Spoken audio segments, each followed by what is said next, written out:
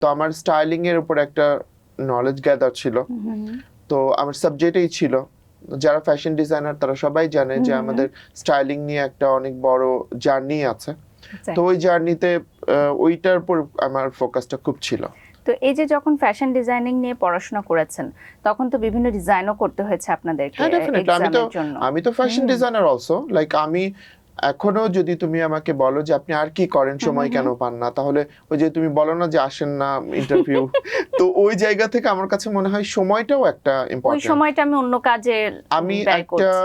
অনেক বড় multinational fashion ব্র্যান্ডেই আছি। হ্যাঁ, আমি ওইটাতে হচ্ছে আমি ক্রিয়েটিভ ডিরেক্টর হিসেবে আছি। ওটা তো অনেক বছর ধরেই আছেন হ্যাঁ, অনেক আপনি। বছর ধরে পাশাপাশি আছি। একটা ম্যাগাজিনের সাথে আপনি যুক্ত আছেন। ম্যাগাজিন, দুইটা ম্যাগাজিনের সাথে আমি যুক্ত। আপনি চাইলে নাম বলতে পারেন। হ্যাঁ, একটা ম্যাগাজিন হচ্ছে দ্য ফেম, এটা খুবই পপুলার। হ্যাঁ, এটা আমেরিকা বাংলাদেশ জয়েন্ট ভেঞ্চার। আমি আরো একটা ম্যাগাজিনে যুক্ত হয়েছি